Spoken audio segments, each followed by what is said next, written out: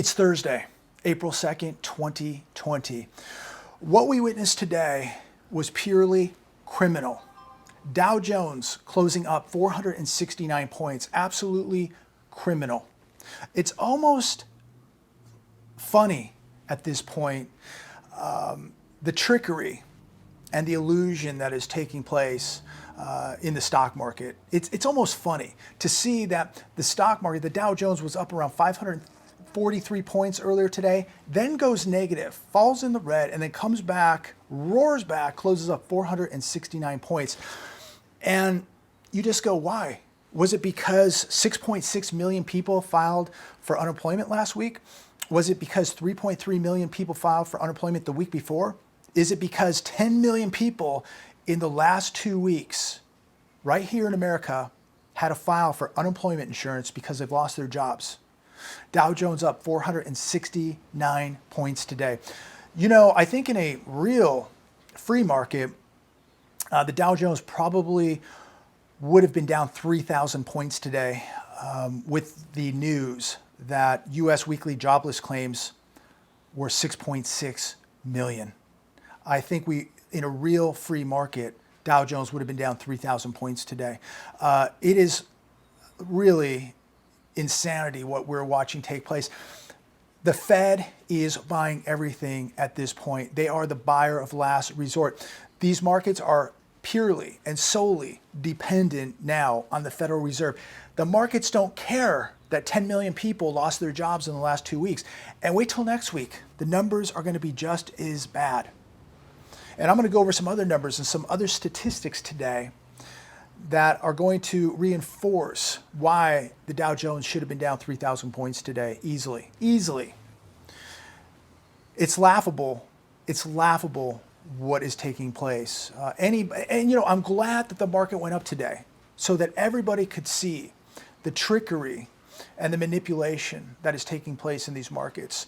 They're doing everything they can to hold this thing up, and they are losing control. Imagine the money and the debt being created to keep this whole illusion going. And all they could get today was 469 points with a $2.2 trillion stimulus package, which is going to blow up in their face. Trillions and trillions of more dollars in stimulus are coming. Billions and hundreds of billions of dollars in repo injections are coming, and billions of dollars of the Fed buying treasuries and buying into the stock market. It's all coming. This is massive debt bombs being created. These massive debt bubbles are getting so enormous. I don't think anybody really understands the danger that we're in when these bubbles really start popping. Look, we are seeing the warning signs right now. We've seen how volatile these markets are. And now people, not in Wall Street, but the people on Main Street are losing their jobs. They're losing their houses. They're losing their cars. They're losing their retirements. They're losing everything they have. And this is just the beginning. And all of this is exposing how unprepared the American people, the American consumer, the American businessman was unprepared, had no cash reserves, no savings to get through a month or two of bad business, okay? And the average American living from hand to mouth is in really bad trouble here, very serious trouble. So let's go over some of the other numbers that came out today. Remember, Dow Jones up 469 points today. We're being told everything's good. And by the way, yesterday the president told us that the low oil prices was kind of like a tax cut for the consumer, because we're going to be paying so little for a gallon of gas now. And if you jump on an airplane, the airlines are going to have cheap fuel. So it's really like a tax cut. Today, we're told that he made some phone calls to the Saudis, to the Russians, and that they're going to relax a little bit in production. So that pushed oil prices up 25% today. So now, while nobody has a job, while everybody's losing their businesses, while everybody's waiting for the $1,200 check, you now will be paying a little bit more for gas. So the tax cut from yesterday has just been erased, because today, oil up 25%. Let's go over some statistics here. This was on CNBC today. Make sure you do your homework, make sure you do your due diligence. But this, again, just makes me question how the market could be up today, not just with the massive unemployment numbers. I mean, historical. I mean, once in a lifetime.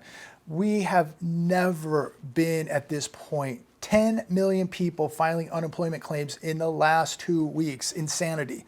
Ford's first quarter sales dropped 12.5%. 12.5%. Toyota sales fall 37% in March as U.S. auto industry poises for crash. Look, I've been talking about this for probably at least the last 6, 7, 8 months, how ill the auto industry was. And now the crash is knocking at the door. First 3 months of 2020, General Motors sales fell 7.1%. Fiat Chrysler down 10%. Volkswagen, Honda, Hyundai, Mazda reported drops of more than 40%. And again, Ford at 12.5%. You know, maybe they should discount some of these overpriced vehicles that are stacking up on the auto lots. You know, I think for what people are having to pay for an automobile today or a pickup truck is ludicrous. So maybe it's time for the automakers to start cutting prices. But unfortunately, when people don't have a job, when they're reliant on a $1,200 check, they can cut the prices in half and they're still going to have massive trouble. Another article today on CNN, some Americans could wait 20 weeks to receive stimulus checks, IRS tells House Democrats. 20 weeks. Can you imagine some of the economic situations people are going to be in 20 weeks and they're waiting for a $1,200 check? This is too little, too late. And this is why I warn on a daily basis to be prepared. It's for events like this, the ones that are unfolding right now. This is why I've warned for a couple years now to have gold, to have silver, to have cash, to have food, to have water, and to have security, and to have everything else in between. Because events like this can come out of left field at any time. And this is going to get a lot worse. And I don't think people can comprehend it. They think it's bad right now. They have no idea what's coming. Wall Street Journal today, New Yorkers get error message when filing unemployment claims. Wall Street Journal. People have been writing me, and I've been reading a lot of articles. I think one gentleman in Pittsburgh called the unemployment office 400 times, could not get a hold of anybody. But I've had people call me saying that they've spent hours on the phone trying to get through to their unemployment office in their state, could not get through. Websites are crashing, phone lines are crashing. People who've been unemployed for a week or two still have been unable to get through for help. The Hill, 28% of Americans say they've already lost wages due to this infection.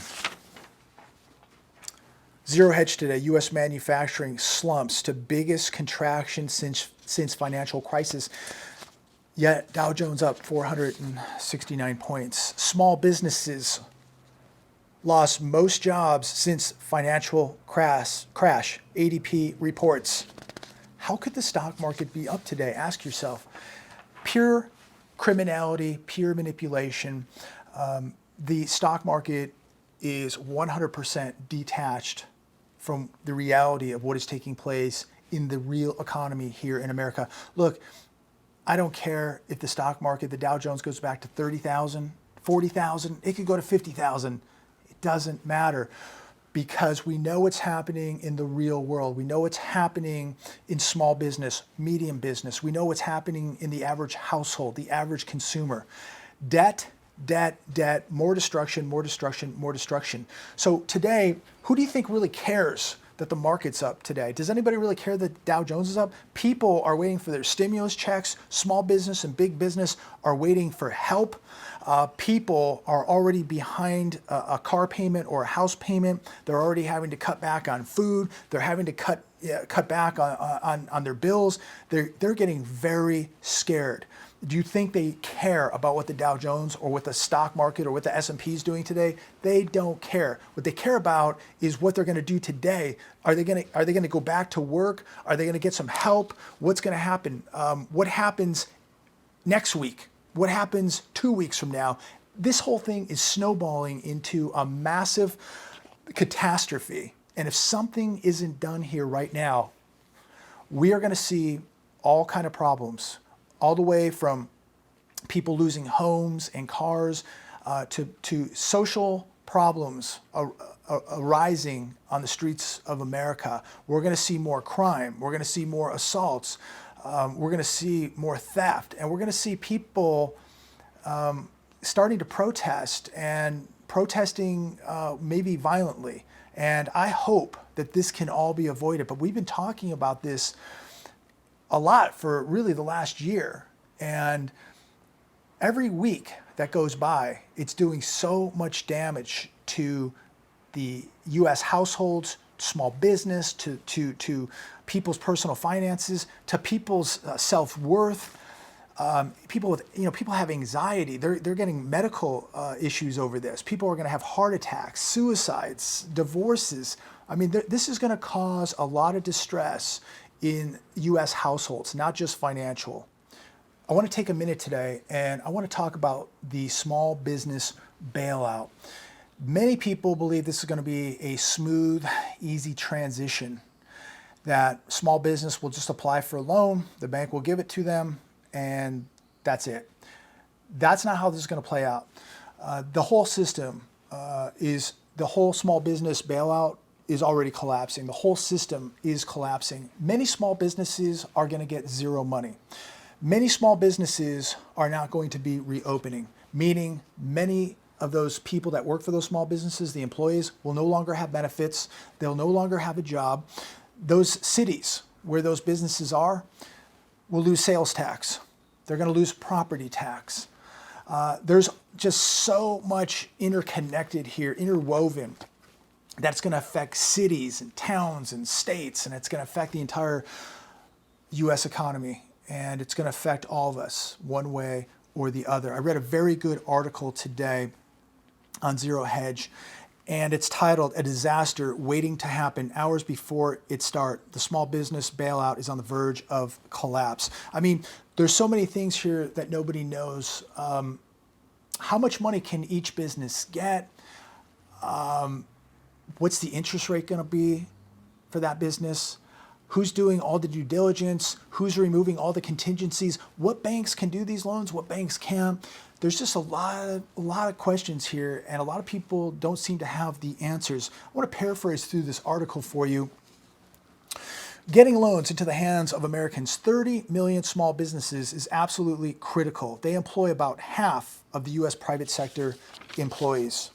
There's just one problem. With just hours to go until the millions of small businesses across the nation scramble to apply for much needed funding, the program appears to be on the verge of collapse. There appears to be massive chaos between the Treasury, the Small Business Administration, and various commercial banks that will be tasked to loan the auction money. One reason the program is woefully unprepared for a Friday midnight rollout is that banks that haven't written SBA loans before will need to get on board the system. Politico reported last night there was no application available for banks to do this. CNBC's Kayla Tashi adds. So many of these banks don't even have the application to process these loans. Every day that goes by that these small businesses cannot get help, they fall farther and farther behind the 8 ball. These small businesses are hemorrhaging. Many of these small businesses were not prepared for a rainy day. They had no cash reserves. Just think, 3-4 weeks of just bad business, no business, and most of the economy is already done. It's dependent on the Federal Reserve, the government, to come in and flood money into these businesses because nobody was prepared for this emergency. CNBC's Kate Rogers reports an official familiar with the Paycheck Protection Program loans rolling out tomorrow says official guidance for banks is not yet finalized. Banks are asking for 2 specific changes. Smaller banks want higher interest rates so they don't lose money. Big banks want know your customer rules waive so they can lend to companies they haven't worked with. Demand for the bailout cash is exploding. Some estimate that $1 trillion in loan requests will be available for just the $350 billion stock market up today. Dow Jones up 469 points. Wow. The backbone, the lifeline, the blood of America, small business, is hemorrhaging. It's bleeding out, getting no help. And when help does begin to get out there, it's going to be at a snail's pace. And every day that goes by, these people don't get help. Many of them are going to be forced to close up for good. That is the reality. That is a fact. Many of these small mom and pop stores and restaurants are gone. And it's really sad. It just really hurts to see that people work so hard and yet their taxes are so high, the permits are so high, the licensing so high, insurance is so high. Workman's comp out here in California just drives business out. It's just so hard to make a buck. And it's hard. It was hard for many people to put a cash reserve away, to put an emergency fund away, because the small businesses are basically just like the consumer, living paycheck to paycheck, hoping, keeping fingers crossed that nothing bad was going to happen. Well, something bad happened, and it's not going away. We are in the midst now of one of the worst financial collapses we have ever seen. And unfortunately, the people who were not prepared for this, they're done. So I'm going to wrap it up right here today, but I want to leave you with this. There are people out there that will make fun of me, they will criticize me, they will judge me, and that's fine. That's fine. That's your choice. But I want to tell each and every one of you that I'm not a minister, I'm not a financial planner, I am not a perfect person. I'm not Mother Teresa, I'm not a saint. I am not perfect. But I am a person who loves this country and is very concerned about my fellow Americans. And I'm very concerned about the direction of this country. There are people that you and I know, whether that's neighbors, friends, associates, people from work, family members, people we know that are going to become homeless. This economy is going to get that bad that it's going to affect somebody we know. It's going to affect each and every one of us, but it's going to affect some people even more. Many people are going to become homeless because of this economic reckoning that we are going to see here in America. And for the people out there that don't believe that can happen, they need to go back and study the Great Depression. People today have less money saved up, they're hand to mouth, paycheck to paycheck. The amount of homeless we're going to see in America is going to surge. I am not a perfect human being, okay? I don't pretend to be one. I'm not a financial planner. Don't pretend to be one. But I am somebody who is very concerned about every one of you and this country. What we say and don't say, what we do and what we don't do is going to have implications with people around us. And a lot of people always ask, well, what can I do? There's nothing I can do. Well, one thing you could do is if you can't, go feed some homeless people and help out some people that need it with a blanket, some clothes, some canned food, what have you, if you can at least be an example. We could all be a better example. None of us are perfect. None of us are saints. But right now, we need to be better people. We all need to learn from our mistakes, and we need to be better people and better examples to the people around us, to the people at church, to the people at work, to our families, to our friends. We need to be better examples. America right now needs leadership. What can you do? Maybe you can lead. Maybe you can go down to your city council meeting. Maybe you can go vote. Maybe you can make a video. Maybe you can feed some homeless people. Maybe you can make a donation to somewhere. Maybe you can you put a group together and go out and get the word out and help people that need it. People are starving in America. We have vets in America sleeping on sidewalks that need help. You could go help them.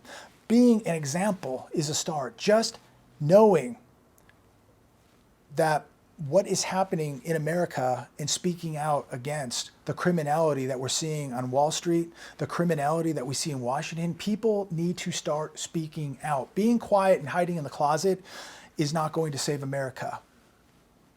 Standing by and saying nothing is exactly what they want you to do. They want you to shut up, be quiet, and disappear.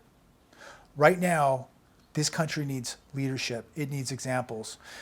Again, I'm not perfect.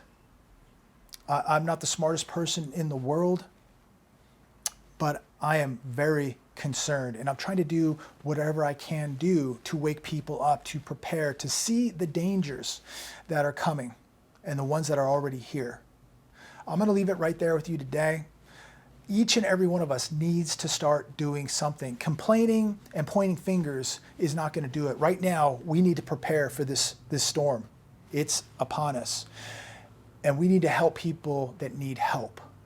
God bless every one of you. God bless America. Look forward to talking to you again. Really, really concerning times here in America. I can't stress it enough to do everything you can to prepare, to wake people up, continue topping off all preparations. This thing is going to get extremely ugly.